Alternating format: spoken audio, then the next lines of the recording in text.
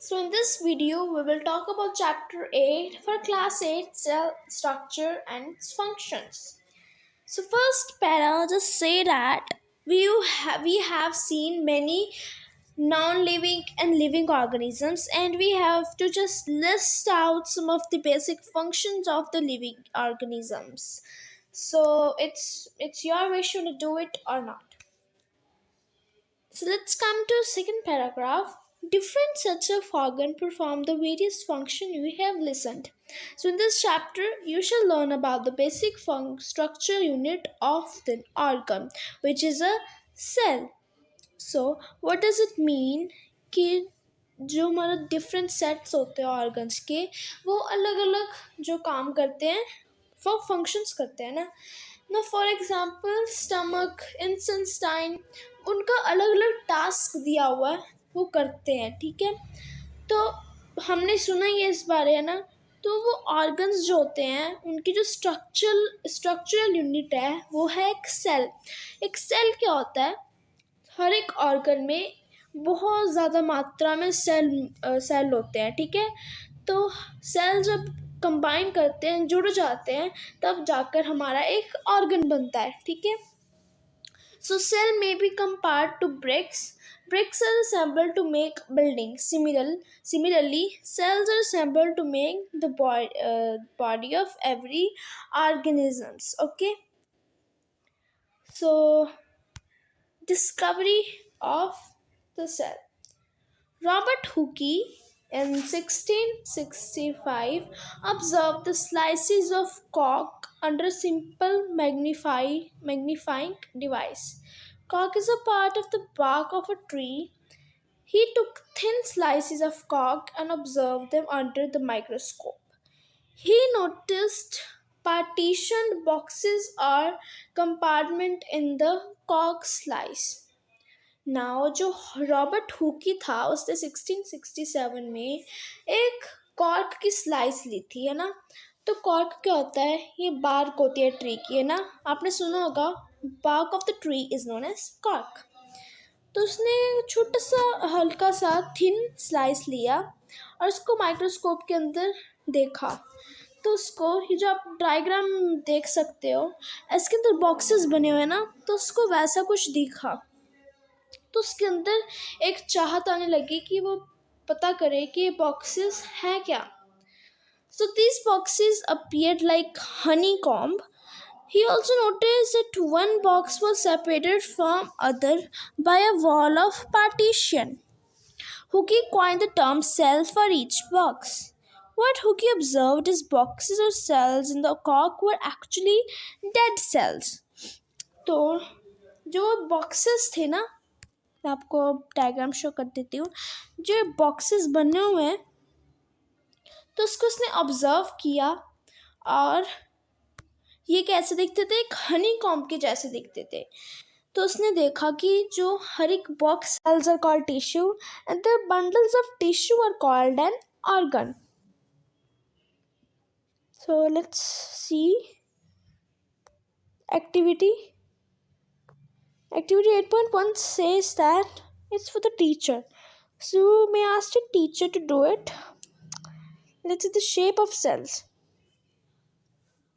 Okay. Refer to figure 8.3. Let's see the 8.3.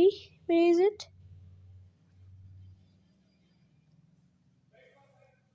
I can find that. So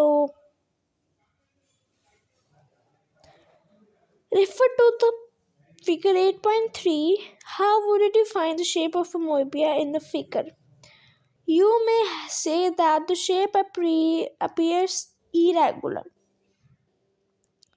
तो अगर आप देख सकते हो उसमें कि आप बोलोगे एमोबा में एंड पैराक्यूलम में से जो शेप है वो इरेगुलर है ना। In fact amoeba has no definite shape unlike other organisms. Other organisms में एक फिक्स शेप होती है, बट जो अमीबा है इसमें डिफरेंट, उसमें एक उसकी डेफिनेट शेप है ही नहीं। तो they keep changing on their shapes. Okay, तो अमीबा अपनी शेप चेंज करता रहता है बार बार। Observe the projection of varying length protecting out its body. So this is called pseudopodia. Pseudo means false, podia means feet. As we learned in class 7th, these projections appear and disappear as the mobile moves for feet.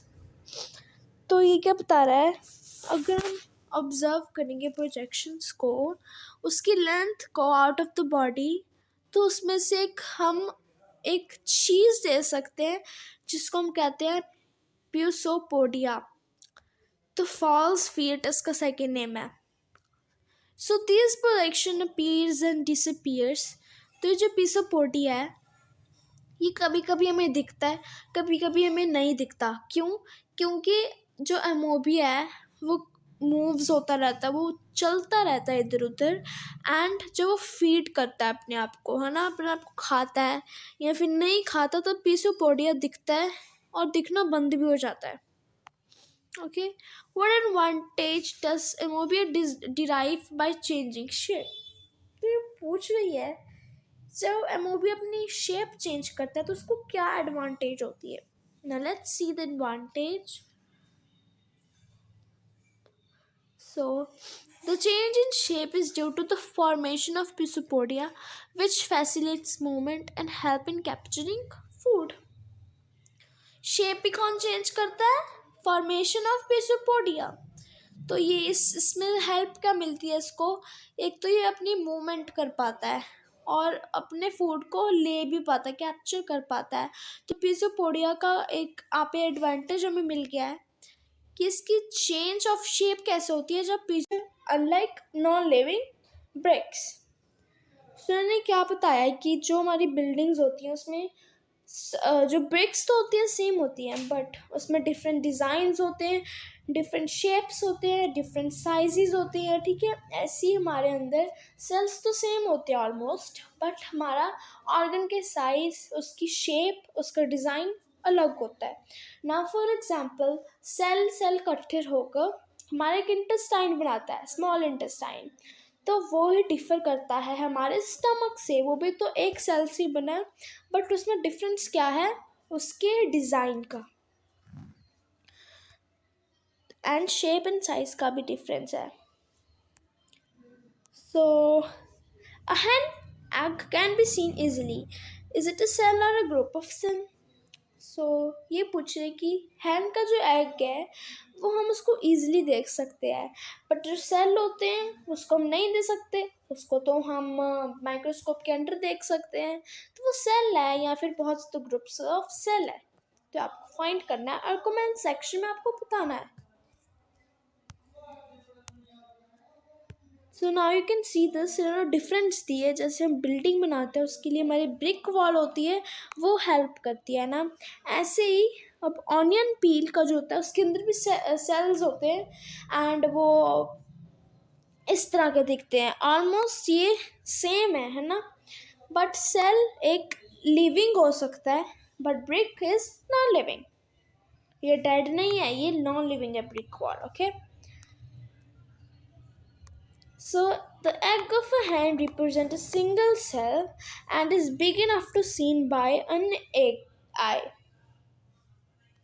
तो इन्होंने बताया कि जो हैन होता है वो एक single cell ही होता है एंड वो बहुत बड़ा सेल होता है जो हम अपनी आँखों से देख सकते हैं. आपको पता है बिगेस्ट सेल कौन सा है इस धरती पर? बिगेस्ट सेल है ostrich egg.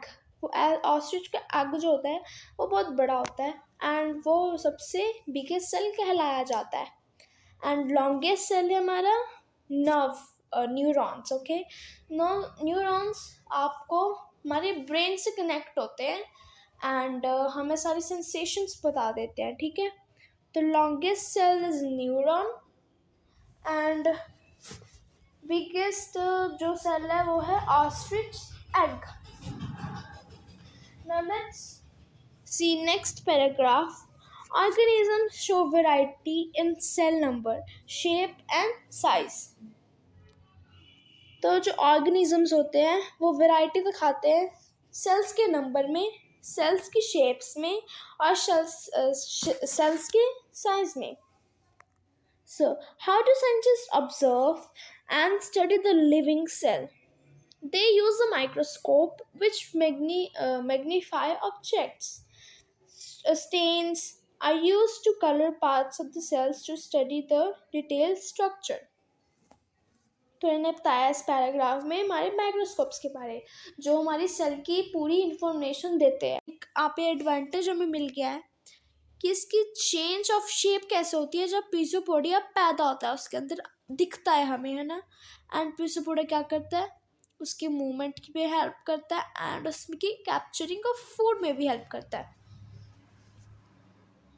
Okay, a white blood cell in WBC in human blood is another example of single cell which can change its shape, but while RBC cell MOB is full of fledged organism capable of independence existence। तो ये क्या बोल रहे हैं, जो हमारे WBC हैं, WBC means white blood cells, जो हमारी बॉडी को हेल्प करते हैं डिसीजेस को, एफिवाइसिस को रोकने के लिए। तो ये भी एक सिंगल सेल होते हैं एंड ये अपनी शेप भी चेंज कर लेते हैं, ठीक है। तो as you know that what WBC is red blood cell, it's a cell, so MOB is full of fledged organism and it is of capable independence, ठीक है। तो RBC तो हमें पता है एक सेल है, वो अपना एक टास्क परफॉर्म करेगा। वो जो MOB है वो एक इंडिपेंडेंट है, वो कुछ भी कर सकता है, अपने लिए खाना बनाएगा या फिर सोएगा या फिर फीड करेगा ना, तो वो कुछ भी करता है, वो है इंडिपेंडेंट। बट RBC को उसका अपना काम मिल रखा है एंड वो उसको टास्क को परफॉर्म करता है, कोई जर्म को मारता है। This means by the independence existence. What shape would you expect in organism with millions of cells? Figure 8.4 ABC show different cells such as blood, muscles, nerve of human beings, the different shapes and related to their specific functions. तो जो millions of trillions of cells इकट्ठे होते हैं तो वो कैसी shape देते हैं, कैन यू इमेजिन। तो हमें 8.4 फिगर में हमें यही बताई गई है, ठीक है।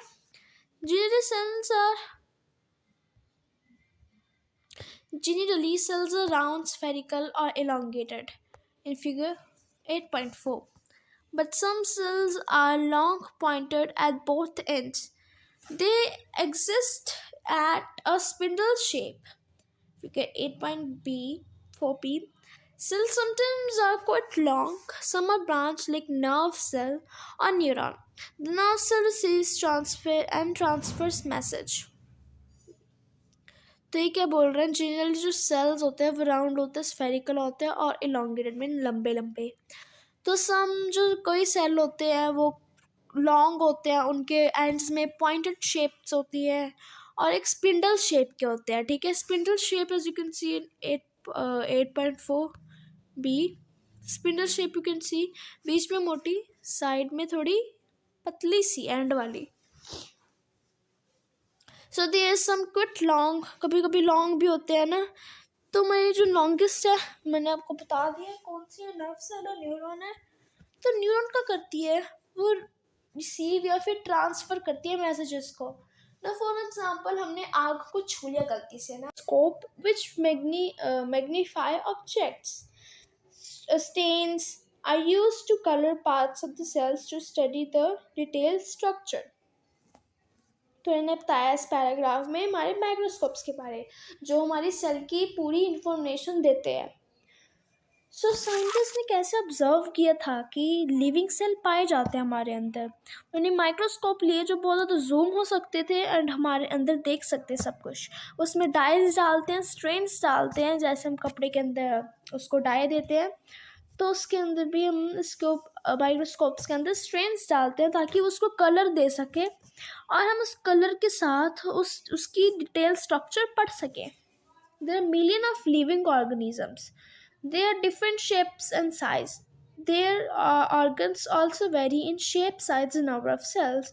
Now let's study about some of them. Now we will study about the size and shapes of cell. Okay, number of cells. Can you guess the number of cells in a tall tree or in a huge animal like an elephant? The number runs into billions and trillions. Human body has trillions of cells which vary in the shapes and sizes. Different groups of cells perform variety of functions. सो जो हम अगर difference करें एक चींटी के बीच में और एक हाथी के बीच में, तो आप बता सकते हो कि किस में ज़्यादा नंबर ऑफ सेल्स होंगे? ऑफ कोर्स हाथी में ज़्यादा नंबर ऑफ सेल्स होंगे, उसमें नंबर ज़्यादा होंगे, बट दोनों का साइज सेम रहेगा. सेल्स का साइज सेम रहता है बट नंबर ज़्यादा कम हो सकते हैं. A billion is 1,000 million, a trillion is 1,000 billion. Okay.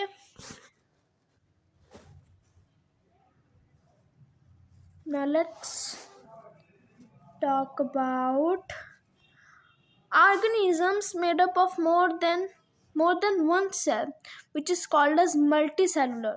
Multi means many, cellular means cell.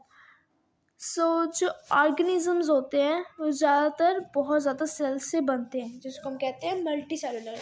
कई होते हैं जो सिर्फ एक सिंगल सेल से बनते हैं, उसके बारे में हम पढ़ते हैं. The number of cells being less in smaller organism does not vary in affect the functions of the organism. You will be surprised to know that organism with billions of trillions begin with the life with a single cell, which is fertilized egg. The fertilized egg cells multiplies, the number of increase in development proceed.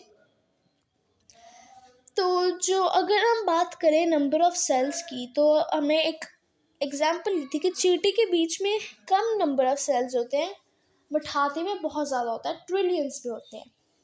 But अगर हम बात करें, अब अगर हम दोनों में से एक सिंगल सेल ले लें, उनमें से एक सेल ले लें, तो उनका फंक्शन वो ही रहेगा. नंबर में वो शायद वेरी कर सकते हैं. ठीक है. So as I already told you that हम जब पैदा होते हैं तो हम सिंगल सेल से पैदा होते हैं, जाइगोट से. एंड फिर जाइगोट बहुत ही साइड में थोड़ी पतली सी एंड वाली. So there is some quite long, कभी कभी लॉन्ग भी होते हैं ना.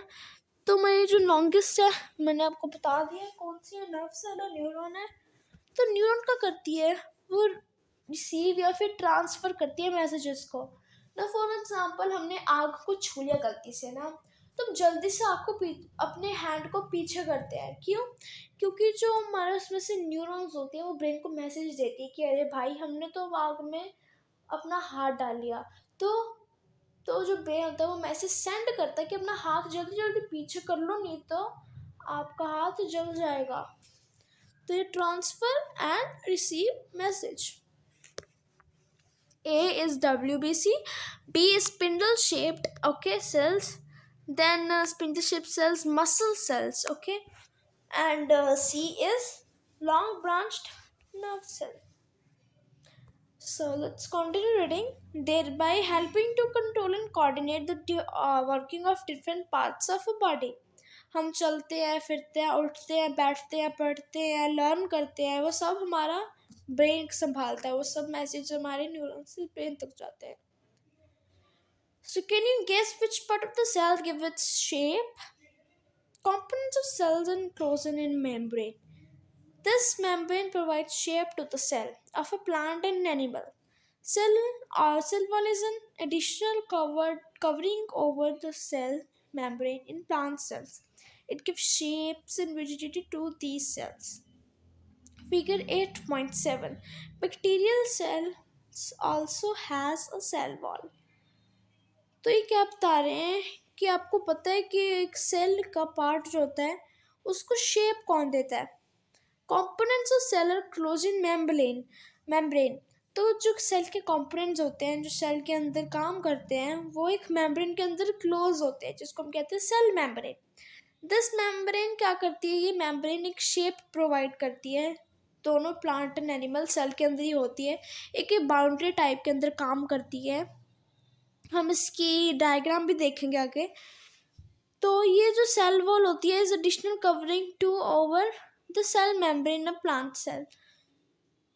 देखो एनिमल एंड प्लांट सेल के अंदर दोनों सेल मेम्ब्रेन होती है, बट जो सेल वॉल होती है वो सिर्फ प्लांट सेल के अंदर ही पाई जाती है. क्योंकि अब हमारे अंदर तो स्किन लगी होती है जो हमें कोल्ड, हाई हाई हॉट जो सीजन्स होते हैं, रेनी सीजन्स होते हैं, बहुत ज़्यादा गर्माहट में हमें बचा लेती है। But you may be thinking जो प्लांट के अंदर होते हैं उसके सेल्स को कौन बचाता है? तो उसके सेल्स में एक एडिशनल होती है, वो जो होती है सेल वॉल, जो इन चीज़ों से उसको बचा लेती है। सो ये इसको शेप भी देती है, उसको मोर रिजिड कर देती है। And bacterial cell also have a cell wall, bacteria के पास भी एक सेल वॉल होती है उसके सेल्स में। सो बाकी कंटिन्यू हम करेंगे पार्ट 2 पे। तब तक बने रहिए, सब्सक्राइब कर दिए मेरे चैनल को। Thank you. एक बॉक्स है, उसमें बहुत ज़्यादा बॉक्स हैं, वो किसी वॉल के साथ पार्टीशन हुए पड़े थे ना, अलग अलग हुए पड़े थे वो सभी बॉक्स। वो देख सकते थे कि वो सारा अलग अलग बॉक्स बने हुए हैं सभी। सो उसको हुकी ने एक ऐसा टर्म दिया एक सेल का, है ना। ईच बॉक्स को, हर एक बॉक्स को उसने सेल कहला दिया, ठीक है। तो उसने देखा कि वो सभी जो बॉक्सेस थे, सेल्स थे, वो डेड सेल्स थे, नॉन लिविंग नहीं, dead cells. Now what is the difference between dead cells and the living cells? Dead cell के अंदर एक लाइव न्यूक्लियस होता है और लिविंग सेल के अंदर एक लाइव न्यूक्लियस होता है। डेड सेल के अंदर लाइव न्यूक्लियस नहीं होता है।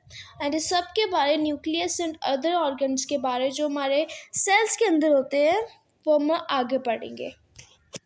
Cells of living organisms could be observed only after the discovery of improved microscopes. तो जो सेल्स हैं वो कैसे दिख सकते हैं हमें? सिर्फ माइक्रोस्कोप्स की तरह से हम वो देख सकते हैं सेल्स को। Very little was known about the cells for next 150 years after the Robert Hooke's observations. Today we know a lot about the cell structure and function because of improved microscopes having high magnification.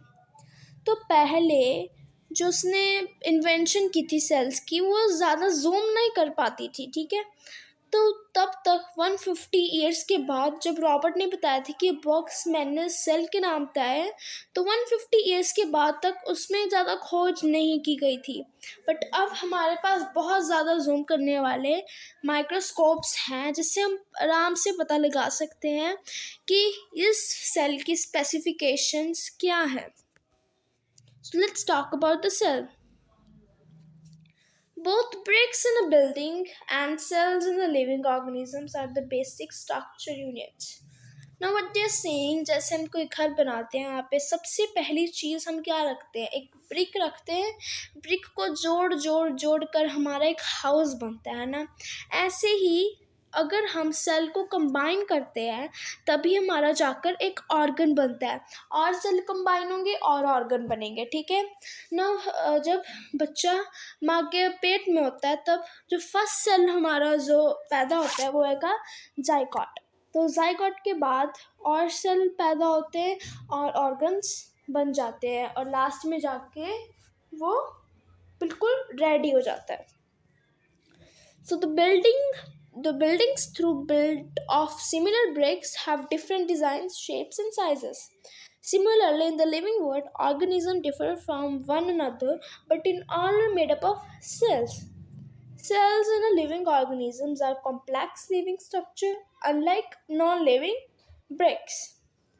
So मैंने क्या बताया कि जो हमारी buildings होती हैं उसमें जो ब्रिक्स तो होती हैं सेम होती हैं, बट उसमें डिफरेंट डिज़ाइंस होते हैं, डिफरेंट शेप्स होते हैं, डिफरेंट साइजेस होते हैं। दैट हम जब पैदा होते हैं तो हम सिंगल सेल से पैदा होते हैं, जाइगोट से। एंड फिर जाइगोट बहुत ज़्यादा सेल बनाता है, हमारे ऑर्गन्स बन जाते हैं उससे, ठीक है। तुम्हारी लाइफ, हर एक जानवर की लाइफ, हर एक ह्यूमन की लाइफ हमारे एक सिंगल सेल से ही शुरू होती है, जिसको हम कहते हैं फर्टिलाइज्ड एग।